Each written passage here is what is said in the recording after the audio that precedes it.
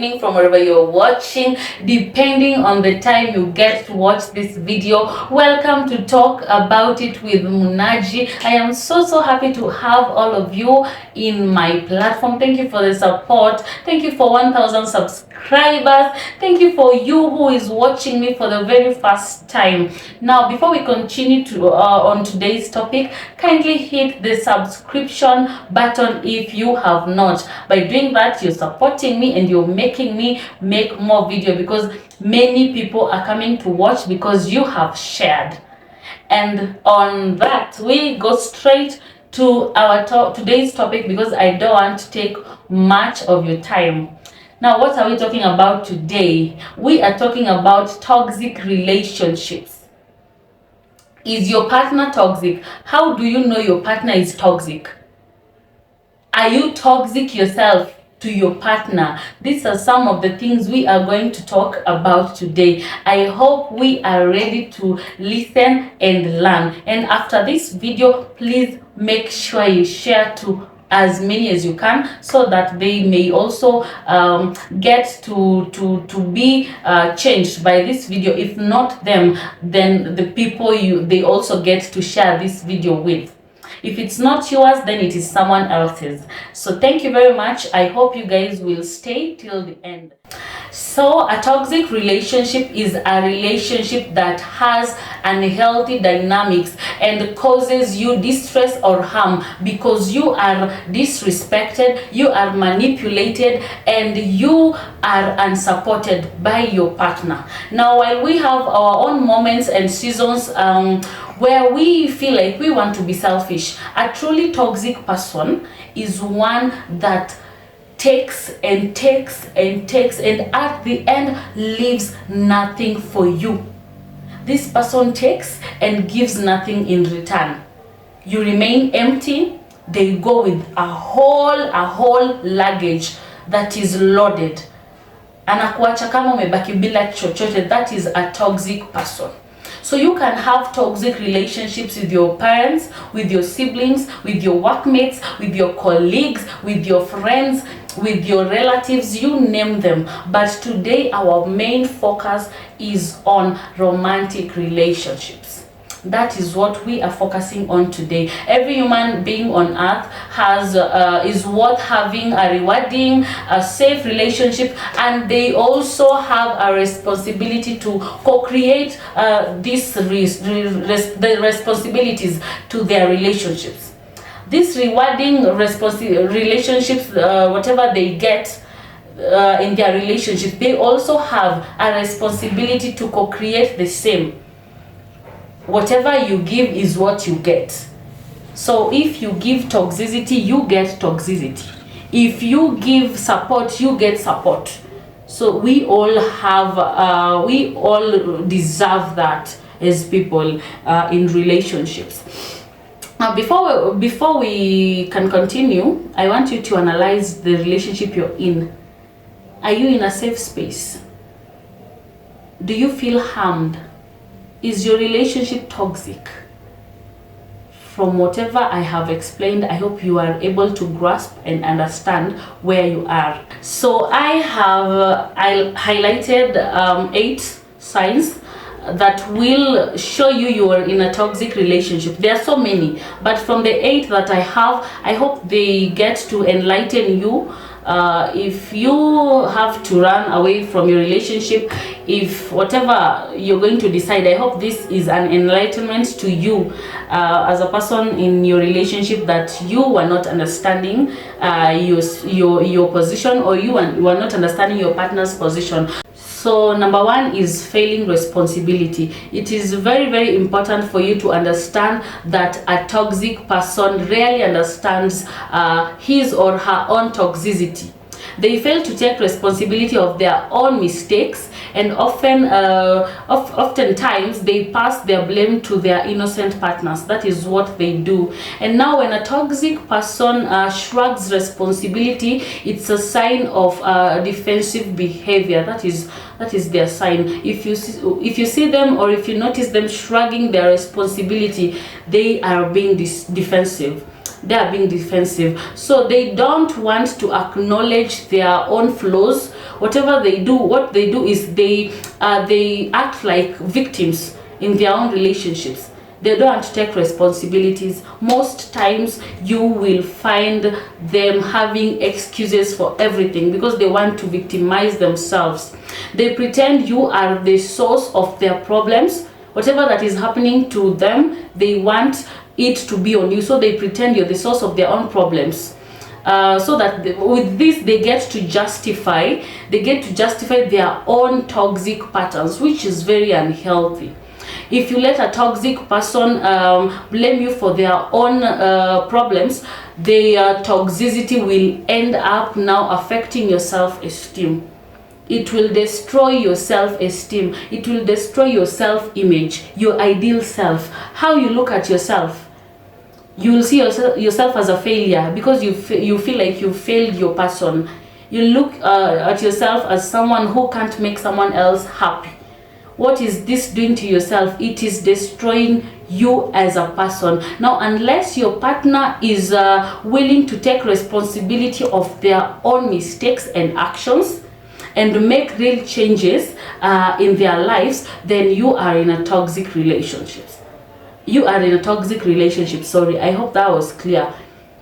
If they cannot take responsibility of their own actions, if they cannot make real changes in their own lives, then you are in an unhealthy space and it is very, very toxic. And what should you do? You know what you should do. Yeah. So we move on to the next, which is sign number 2, absence of support. Absence of support is sign number 2. I don't have a specific arrangement of how I've placed my points, but you can just pick and pick whatever is for you. You just pick and pick. So absence of support. You know, a healthy relationship consists of partners who support each other, who want to see each other win, who encourage each other to try new things. A partner that helps you, you know, who pushes you to your goals is a good partner because that partner cares for you. But now, if your partner is always limiting you from achieving your goals, then what do we call such kind of a partner? If you see that your partner wants you to grow, wants you to succeed and all that, you have a good partner. If your partner now really supports you the way he or she should, if they don't pay attention to your goals, if they don't encourage you, if they always want to sabotage your success, they are toxic. If they are partners who keep telling you, you know, this cannot suit you, you cannot this, someone else can do this better than you, that person is not good. That person is not even fit for you. Because now what will you do? What will you be doing in that relationship? Yours is to sit because this person has ruined your self-esteem. This person has made you realize how much incapable of doing things you are. This person has made you now compare yourself with others who can do it better than you.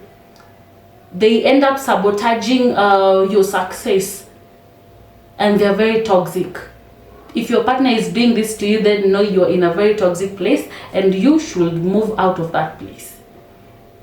I think that was clear on point number 2. So point number 3, as we continue, is you feel controlled or manipulated. Controlling and manipulating partners are toxic.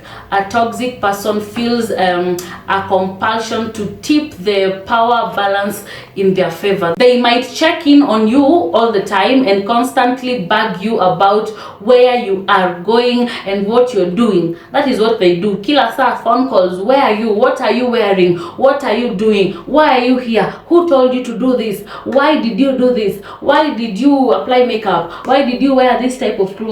This person is controlling. This person is manipulating. You should have done this instead of this. This would have looked good on you. This wouldn't have looked good on you. This food is not fit for you because when you eat this food, this is how much you become. But if you eat this, you know, this person is trying to manipulate and control you. He or she might actually weaponize the relationship to manipulate you into things doing things they want you to do, not things you want to do as a person. They might withdraw when you upset them and come back running when you do the right thing. You know, a good partner, when you mess, they sit you down, they tell you, this is what I expected from you, and they also give you a chance to explain yourself. But a toxic partner will just withdraw. They won't talk to you. They'll even assume your presence. Now when you do a good thing, they come now back running to you because you've pleased them. That's a very bad person, and that is not a relationship. A relationship is a partnership where people come together, share ideas, share their weaknesses, share their strengths. This is not good. What can we do about it? But if now you will be forced to keep doing the right thing so that you may make your partner proud. But what does that make you? How does it affect you as a person? You know, if you think of something that brings you joy as a person and immediately think of how your partner is going to react, probably if you feel like they're going to get mad about it, then no, you're in a controlling and a manipulating relationship. If you cannot buy this specific dress because your partner doesn't like color red, because if you buy this specific color, your partner is going to get mad at you, then how will you become yourself? How can you explain that to people out here if that is not controlling? If that is not controlling, if you cannot do this type of hair because your partner doesn't like you in this type of hair, so how does that make you? If he or she says this, it does not make you beautiful, this does not make you handsome, so how does their comments leave you? Which place do they leave you at as a person? So I hope that is very, very clear on point number 3 as we move on to the next, which is point number 4. So point number 4 is intense jealousy that affects your action as a person. That is point number 4. Intense jealousy that affects your action as a person. Now, please note that there is a difference between missing someone and lashing out with passive aggressiveness, passive aggressive jealousy when they live their own lives. There should be a very big difference between the two. And I hope you're getting that. If a person experiences jealousy reactions to your normal activities, or you feel unnecessarily jealous when they do things without you, that could be a sign of toxic relationship. If you want them to do things with you, if they cannot hang out with you, if you're always feeling the need to be jealous whenever they have a good relationship with others, whenever they have to go to a movie with others, whenever he or she has to just sit and enjoy other people's company, then you are very toxic. You are very toxic as a person. You can miss your partner, yes. But can you also let your partner be themselves out here without you? Is it something that you would make you feel good to see your partner just living life with others? Is it something that you would consider doing? If not, then no, you are a very toxic person, because you don't want your partner to also live their lives. You want them stuck with you. You want them to hang out with you. You want them to, it is all about you, and not about whatever they feel for others.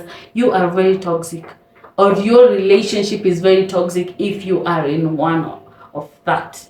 Toxic sign number 5 is isolation, manipulation. Does your partner isolate you from your friends and family? Do they force you to create a distance from the people you care and love about? Because many toxic partners will try and control and manipulate you using their dominative power. That is what they'll do to your life. They want 100% of your time and attention to themselves. So they will use their manipulative tactics. To cause a rift in your relationships. A toxic partner wants you and your friends to stop seeing each other, and this way, you get to spend most of your time under their thumb. That is what they do. What you'll do is you just there with them. There is no going out. And if you're staying together. If you're staying with your parents, or if you're in school or whatever, if it's a romantic relationship, then they'll make sure they cause a rift. This way, it is them. Your free time, you're at their place. Your free time, you're in a movie with them. Your free time, you're in a cafe with them. It's about them, not whatever you feel for the people you care about. And it is very, very important to note that this toxic pattern affects a large group of relationships. It is something that affects many of us in relationships. Now, from the outside, it is easy to spot. It is very easy to spot this from the outside. But when it is you as a person that is stuck or trapped in this difficult toxic dynamic, it can be very difficult for you to even note the simple, obvious red flags. It is not even easy for you to recognize because you're very much trapped in them. You are the one who is affected, but you don't even know. Now, most of the times, you'll even think that your partner is very trustworthy. They love you. They just want to protect you from these people who don't mean good to you. That is what they'll do to you. You will not even recognize those obvious red flags. You may think he's very loving. You may think he's very trustworthy. You may even start to doubt your family and your friends. And at some point, you will even feel like you have to choose and pick your favorite side. Which is your favorite side? At this point, because you're trapped, your favorite side is your partner's side. And who are you now pushing away? That is your partner. You're pushing away, your family. You're pushing away your friends, the people that really, really love you. They may even want you to stop going to work and just sit there with them. That is a very toxic sign, and it is a very unhealthy relationship. I hope that was clear. And now we go to point number 6. Toxic sign number 6 is attacking personality. And this can be very damaging. This can destroy your self-image. In a healthy relationship, partners give each other constructive criticisms. You should help your partner identify and improve on their weaknesses without making them feel like, they're losers. They should be able to improve on their weaknesses because you want what is good for them. You want to see them grow. You want to see them succeed. You want to see them as successful individuals. But in a toxic relationship, criticisms is rarely ever constructive. Rather, it is destructive. It is very, very destructive. In fact, many toxic people regularly attack their partners' personalities. That is what they'll do. They'll even attack your personality. They want to lower your self-esteem. They want to lower your self-image. They want to insult and belittle you as a person. They want to make you feel weak and small. And more often, this is because they are struggling with their own issues. It's not even about you. This is something that is affecting them as people. Now they want to even provoke them to you. They are projecting their own struggles, their own personal issues to you. And if they call you names, if they exaggerate your flaws, if they hurt your feelings, then they are very toxic. My dear, just run. That person is very toxic. If he is exaggerating your flaws, it can't be that bad. Come on, for a person that loves you. If they keep on now abusing you, if they make you, feel like you're worthless. You did this. this makes you this because you did this, that person is toxic. You don't deserve to be with that person. I hope that was very clear. And now on point number 7, which is feelings of neglect and exploitation.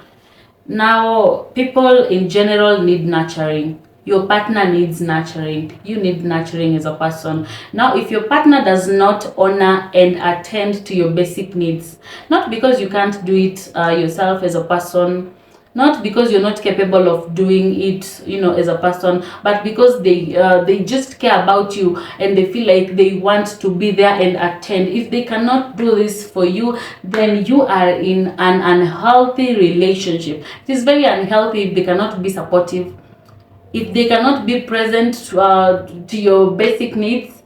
They're not supportive, and it is very unhealthy, because chances are you're not only being ignored, but you are also being exploited in a toxic relationship. A good partner will want to know if your basic needs are met. A good partner will want to be there for your for emotional support, for social support, for physical support, spiritual support, economical support. That is a good partner. But if you are not getting any of this, then chances are your partner is toxic. I hope that was very clear.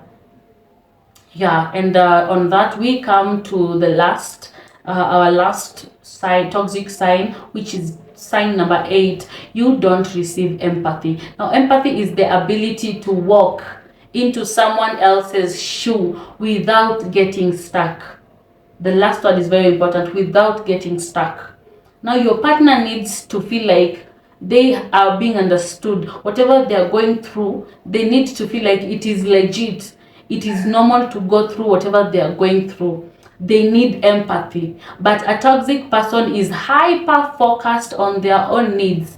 They're very focused on their own wants, binding them to the realities of people around them, because it is about them. Now, when you open up and share your heart with a toxic person, you are met with apathy instead of empathy, and redirection instead of celebration, which is very bad, which can be very damaging. They might dismiss you when you just share important things with them. They might actually turn the conversations back on themselves and one up you when you tell your own stories. That is what they do.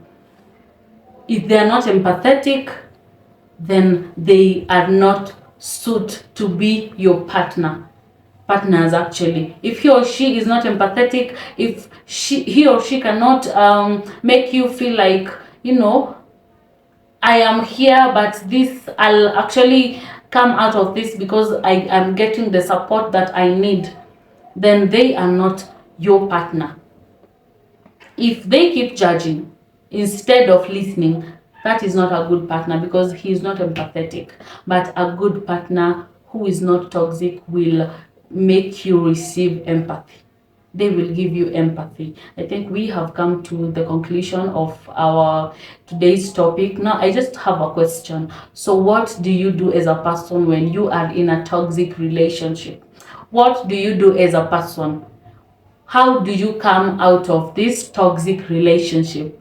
Keep it locked here for part 2 of this interesting topic, as we journey together to getting rid of toxic relationships, to getting out of toxic relationships, and being in healthy relationships which are actually leading somewhere special, maybe forever, maybe marriages. That is our goal here. We are getting into healthy relationships that are leading to marriage, healthy marriages that cannot be toxic. Remember, dating is just a trailer of marriage. So if your relationship right now is toxic, you cannot expect a difference in your own marriage. So it starts from here. You recognizing and acknowledging you are a toxic partner, your relationship is partner, you working on how to move on from a toxic relationship. That is what we will do on our part 2. Stay tuned. I love you all. Remember to share, remember to subscribe, leave a comment, like this video, share, please share with everyone. Till next time, have a good time. Bye bye. Lots of love.